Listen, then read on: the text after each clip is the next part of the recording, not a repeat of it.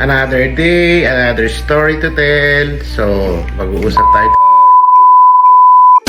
So, may tumawag sa atin ngayon nang sinasabi niya meron na raw siyang term insurance. Ang sabi ko sa kanya, good, may term insurance ka na. Pero alam ng mga tao na ang term insurance meaning temporary insurance.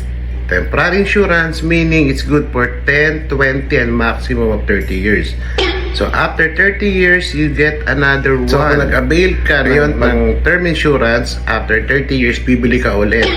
So, it will based on your current age. Pangalawa, it will based on your health condition now. And, ibig sabihin nun, all the money you put in is gone. So, meaning to say, mag-i-start ka na naman ng panibago. Kasi, ang beneficiary lang natin ang magbe-benefits nung kinuha natin. Which is good, we leave the legacy. But, may option ka. So, nandito kami para ipaliwanag sa'yo, explain sa'yo na merong ibang insurance na pwedeng... So, ano-ano ba yung needs na pwedeng makatulong sa'yo? First is the cash value. Pangalawa, it has living benefits.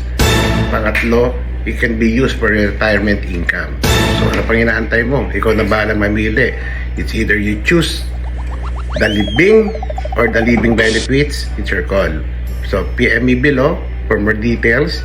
So, bye! What's up, guys? Another day, another day, another day, guys. Say bye-bye!